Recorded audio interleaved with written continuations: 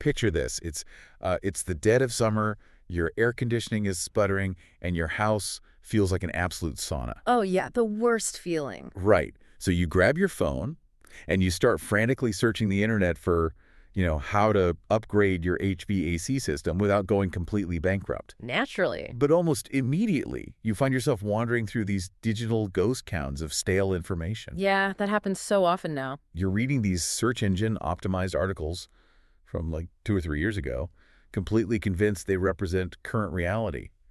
And, relying on that outdated information when you were about to make a major home infrastructure purchase, that is a mistake that will easily cost you thousands of dollars out of pocket. It really will. The landscape of home infrastructure right now is a total minefield. Oh, absolutely. We are seeing this massive disconnect between what the internet promises and what actually exists in the real world today. Which is exactly why we're here. Welcome to the Deep Dive. Today, our focus is entirely on you, the homeowner, and protecting your wallet. Exactly. Our mission is basically to cut through the thick fog of internet misinformation surrounding home HVAC upgrades in 2026. And to do that, we have this incredibly practical set of notes from Dave Hartzell. Yes, the notes from Dave are fantastic. They really are. He's a master HVAC installer with 45 years in the trade, operating out of Kingfisher, Oklahoma. 45 years. He has seen it all. Right. And diving into his day-to-day experiences on the ground provides this massive, urgently needed reality check. It really does.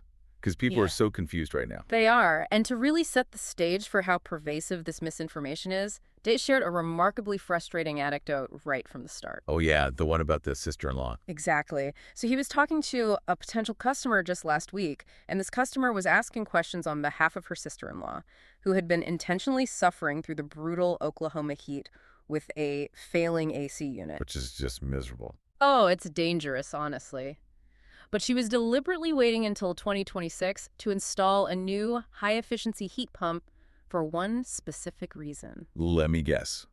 She wanted to capture a massive federal tax credit she had been reading all about online. You got it. She wanted that government money.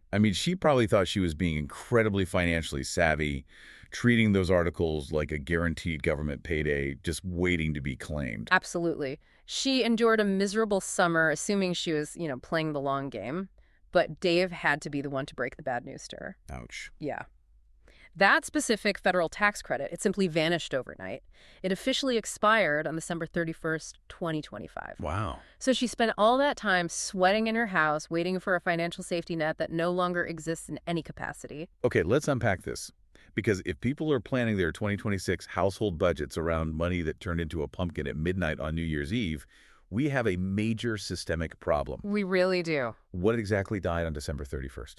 Well, 2 massive pieces of federal legislation expired, and together they completely rewrote the math on home upgrades. Okay. First was Section 25C, known as the Energy Efficient Home Improvement Credit. Right. For a few years, this provision allowed you to claim 30% of your total project cost. Which is huge. Huge. But it was up to a hard cap of $2,000 a year. And that was for upgrading to things like air source heat pumps, high-efficiency gas furnaces, and even envelope improvements. Wait, before we jump to the second piece of legislation, let's clarify that term for anyone not deeply embedded in construction jargon. What exactly constitutes an envelope improvement? Oh, it's a great question. The envelope of your home is essentially its physical barrier against the outside elements. Like the walls and roof. Exactly. It's the boundary line. So an envelope improvement means upgrading the things that keep your conditioned air inside. Okay, so like insulation. Right. Adding thick, blown-in insulation to your attic, or weather stripping your doors, or installing multi-pane, energy-efficient windows. Those physical barrier upgrades used to be heavily subsidized by Section 25C. And as of right now, that $2,000 safety net for the heat pump and the insulation is entirely gone. Gone without a trace. Yeah. And the second expiration is honestly much more painful for ambitious homeowners. Oh, really? Yeah. That was Section 25D, the Residential Clean Energy Credit. This specific credit covered geothermal heat pump installations at a massive 30%, and crucially, it had absolutely no financial cap. Wait, no cap. That is a staggering amount of leverage. I know, right? If there is no cap, you were just slicing a third off the top of a major construction project. You were. To put real numbers to it, if you were looking at a comprehensive $25,000 geothermal installation, that 25D credit used to knock $7,500 straight off your tax liability. Wow, 7.5 grand. But both the 25C and 25D credits were structurally written into the law to sunset on the exact same night. As of April 2026, they are dead letters. So they are totally gone. Completely. And Dave specifically warns that if you see a local contractor running advertisements promising these federal tax credits for a 2026 installation, Yeah. they are either working with grossly outdated marketing materials or they are intentionally lying just to get a salesman through your front door. That is essentially like showing up to a doorbuster Black Friday sale on a random Saturday morning. Exactly. You have your wallet out, you're ready to make a deal, but the banners have all been taken down, the store is quiet, and everybody inside is paying full retail price. That's a perfect way to put it. But let me challenge this entire premise for a second. Sure. If that $7,500 federal safety net is completely gone, doesn't that inherently make high-efficiency upgrades? Especially incredibly complex ones like geothermal, just financially impossible for the average middle-class family in 2026? Well, I mean, it is completely logical to assume that. When the headline number disappears, it feels like the rug was just violently pulled out from under the consumer. Right. But Dave's notes clearly argue that these upgrades are not financially impossible at all. You just need a total paradigm shift in your strategy. A paradigm shift. Yeah. You have to stop looking at the federal government and start looking at your local utility providers. The math did not disappear. It just fractured and moved into your backyard. Oh, that is a fascinating pivot. Moving from a single dead federal policy to a live, localized utility strategy. Exactly. If we look at Dave's territory in Oklahoma, how exactly does this play out? It essentially turns into a hyper-localized treasure map. Hmm. The utility landscape in Oklahoma is this complex patchwork of investor-owned corporate utilities and smaller rural cooperatives. Okay. And here is the overarching lesson for anyone listening, no matter what state you live in.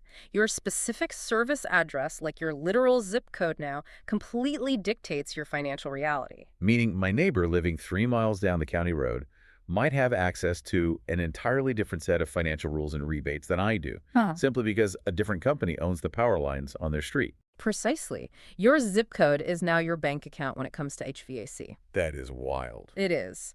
Let's look at the biggest player Dave deals with, which is OGE, or Oklahoma Gas and Electric. Okay, I've heard of them. Yeah, they cover a massive footprint of Oklahoma City and the surrounding suburbs, including parts of Dave's home base in Kingfisher County. Got it.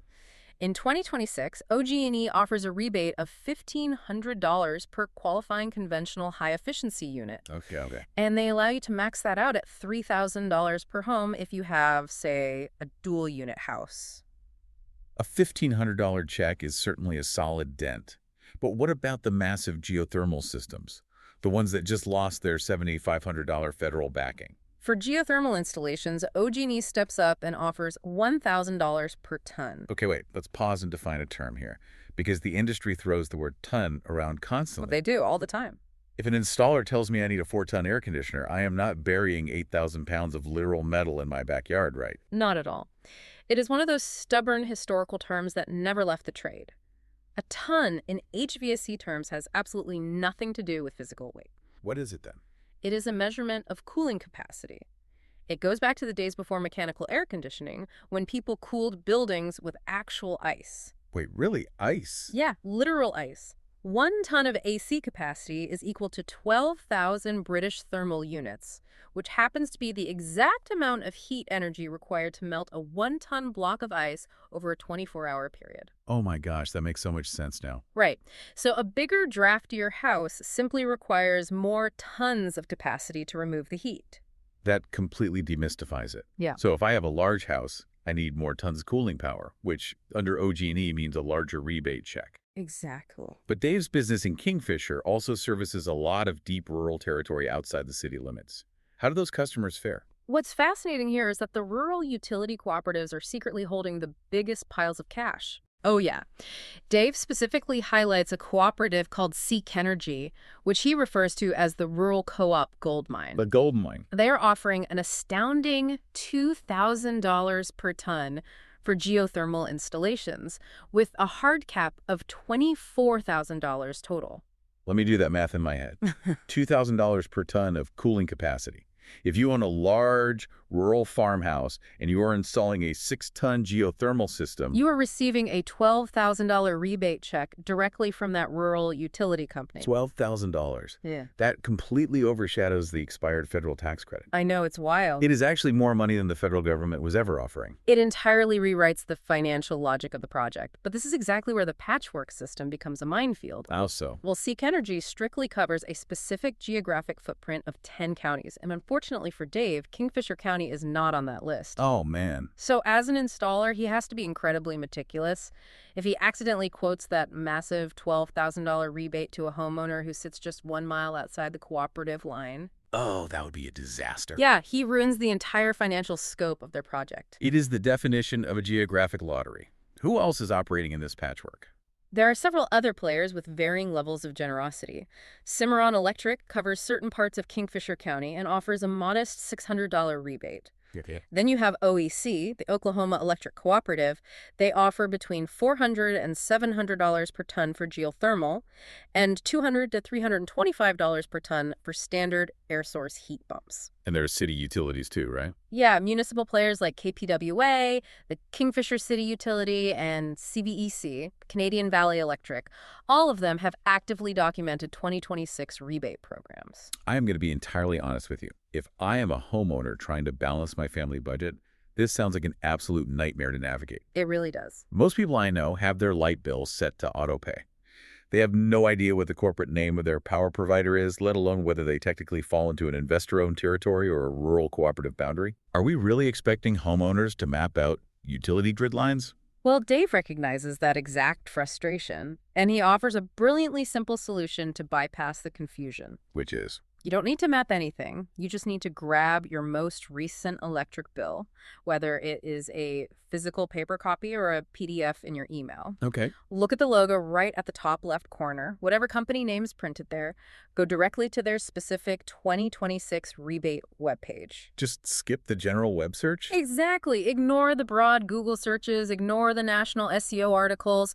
Your utility provider's website is your singular, undeniable source of truth. That is incredibly actionable. You just bypass the internet ghost town entirely and go straight to the entity sending you the bill. Yes, exactly. But while we are on the topic of navigating rumors and finding hidden money, there is an elephant in the room. Oh, I know where you're going with this. If you spend 5 minutes researching heat pumps online, you're going to be bombarded by an acronym, HRA.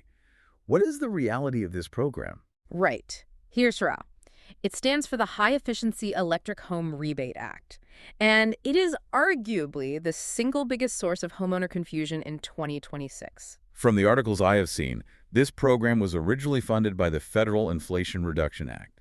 It promised upfront discounts of up to $8,000 specifically for low to moderate income households to install heat pumps, plus additional thousands for electrical panel upgrades and insulation. Yep, that was the headline. On paper, it sounds like a miracle for families struggling with old, inefficient hardware. The legislative design of the program was incredibly ambitious, aimed directly at the households that need efficiency the most. But here's the critical, often unreported catch that homeowners must understand today. Okay. HRA is not a federal check you apply for. The federal government gave the money to the states to design and administer their own local programs. Oh, I see. And as of April 2026, the Oklahoma State Energy Office is still entirely in the design and planning phase. Wait, so despite all the articles, the money simply is not flowing to consumers yet? It is a mirage. Homeowners are reading news about early adopter states launching their programs and assuming it applies nationwide. Which it doesn't. Right. If you live in Oklahoma, that money is entirely inaccessible to you right now. And this is where we have to pause and strictly address the source material provided by Dave's notes. We do, yes. Dave mentions that there is a layer of uncertainty at the federal level right now. There are active discussions regarding whether HRA funding might actually be frozen or clawed back under the new federal administration before states like Oklahoma even finish designing their rollout. That is exactly what the notes report. And to be absolutely clear with you, the listener, we are strictly remaining neutral here. Completely neutral. We are taking no political sides, and we are not endorsing any policy viewpoints. Our singular job on this deep dive is to impartially report the realities detailed in Dave's notes that directly affect your wallet. Exactly. We just look at the numbers. And the cold, hard reality is this. There is political uncertainty, the state program has not launched, and these funds are not guaranteed to materialize. The overarching political mechanics honestly do not matter to a family sweating in your living room today. What matters is the human cost of delaying a critical repair while chasing a mirage. Absolutely. Dave was pretty blunt about the toll this takes on people, wasn't he?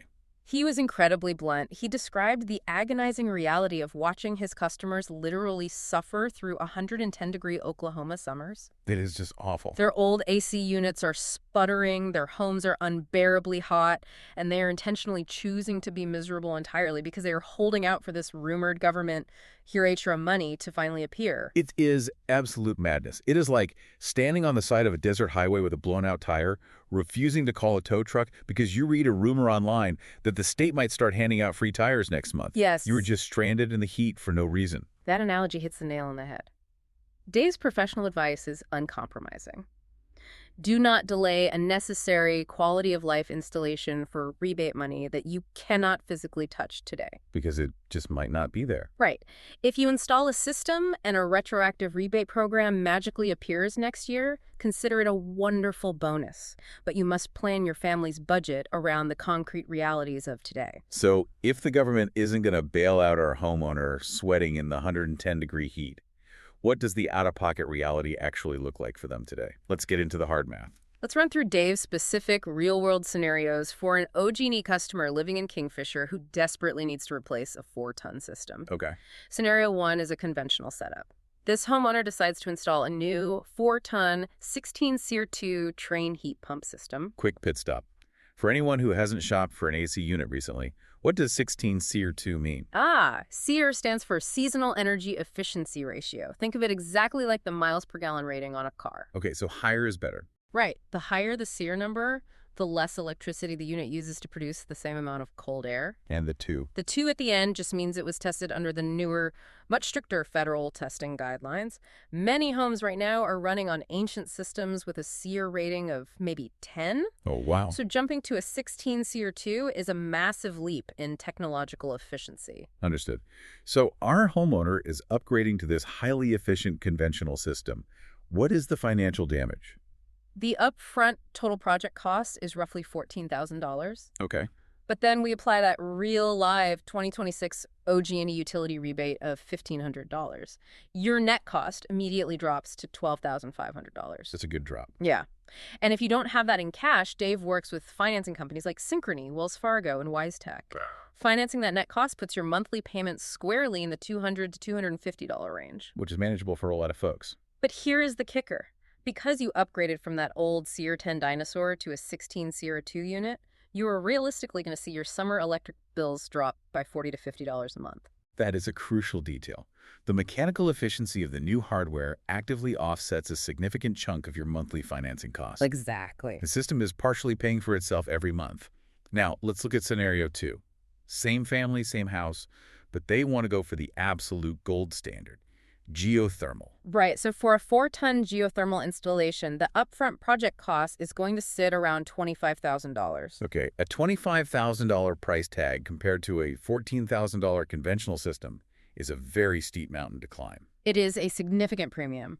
But remember how we discussed stacking those OG&E rebates? Yes, the $1,000 a ton. Right. So for the geothermal side, you get $1,000 per ton, which is $4,000. And if your specific installation qualifies for the conventional air source rebate on top of that, you get another $1,500. Oh, wow. You are suddenly taking $500 right off the top. Your net cost drops from $25,000 down to roughly $19,500. To recap the final showdown, a $19,500 net cost for the premium geothermal system versus a $12,500 net cost for the highly efficient conventional system. Exactly. And this is where we have to talk about the mechanisms of why you would pay that $7,000 premium for geothermal. Yeah, why do it? Geothermal technology fundamentally bypasses the outside air.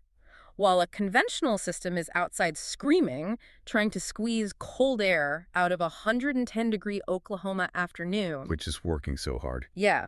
A geothermal system uses an underground loop of water buried 6 feet deep, where the earth is a constant mild 60-ish degrees all year round. Oh, that makes sense. Because it uses the cool earth as a heat sink, instead of fighting the hot summer air, geothermal routinely saves 50 to 70% on your combined heating and cooling bills compared to a conventional setup. So what does this all mean? If you don't have that massive 30% federal tax credit acting as a thumb on the scale anymore, how on earth do you choose between the two? Dave boils it down to a brilliant, pragmatic rule of thumb. With the federal credit gone, geothermal is no longer a quick financial victory. Because it takes longer to pay back. Right. The payback period on that upfront premium is now roughly 8 to 12 years based on energy savings alone. Therefore, it is strictly a long-term play. Okay. If you plan to live in your current home for 15 years or more, geothermal absolutely wins the math over the long haul. However, if there's even a chance you are going to move in the next 5 years, Don't do it. do not install geothermal. A conventional system with a strong utility rebate is unequivocally the smarter financial move. That brings tremendous clarity to a very stressful decision. But looking closely through Dave's notes, there's a third, highly unconventional option here that I feel like the wider industry actively avoids talking about. Oh, you mean the rebuilds? Yes, it feels like the secret menu item of the HVAC world. Rebuilds. Yeah, the system rebuild. You almost never hear about this, likely because the vast majority of contractors would vastly prefer the massive profit margin of selling you an entirely new system. Of course they would. But Dave's team actively performs this specialized work. If I have a system that is midlife, say the compressor is failing, and it sounds like a jet engine, but the unit hasn't totally rusted out, I don't necessarily have to bite the bullet on a $15,000 or $25,000 replacement right this second. No, you don't. It is exactly like having a car with 100,000 miles on it that suddenly has a slipping transmission. I don't need to throw the entire car in the junkyard and take out an 8% loan on a brand new $40,000 vehicle. Exactly. I could spend a few thousand to rebuild the transmission and get another 5 years of life out of the car I already own. That is the perfect way to contextualize it. For a conventional HVAC system, Dave states that a comprehensive rebuild runs between $3,500 and $5,500. Okay, that's way less. And crucially, it comes backed by a 1 to 2 year warranty on parts and labor. And the proposition gets even stronger for geothermal systems. How much is a geothermal rebuild? A geothermal rebuild starts around $3,500 because the underground plastic loop is essentially permanent. If Dave verifies the loop is in good shape, that rebuild can come with up to a 5-year warranty. Wow.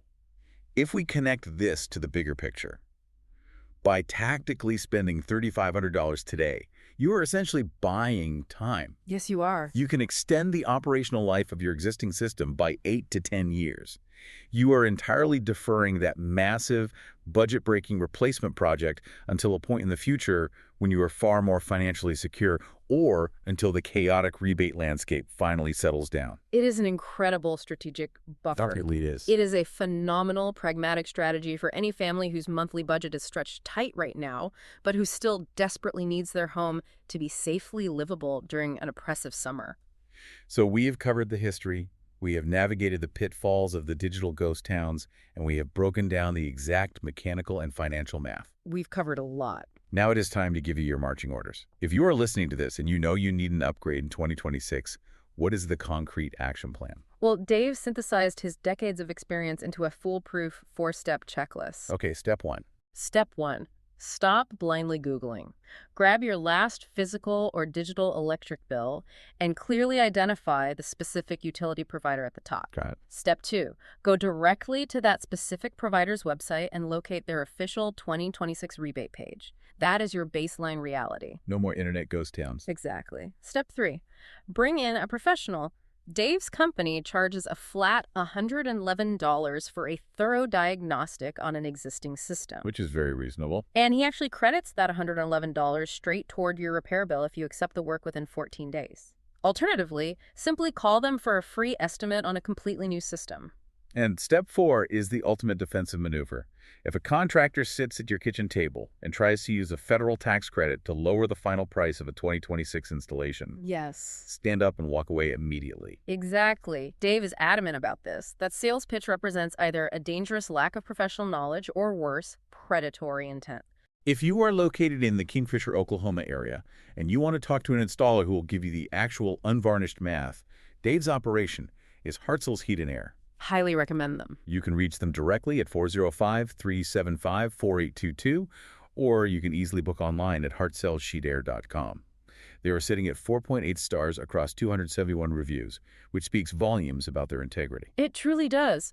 Before we wrap this up, Looking at Dave's timeline for how long it takes a geothermal system to pay for itself raised a rather profound question in my mind. Oh, what's that? Well, we firmly established that because the federal safety net is gone, the heavy upfront cost of geothermal is now almost entirely on the homeowner's shoulders in 2026. Right. It requires a dedicated 15-year horizon just to truly break even. Which means vastly fewer middle-class families are going to be willing or able to install those systems moving forward. Precisely.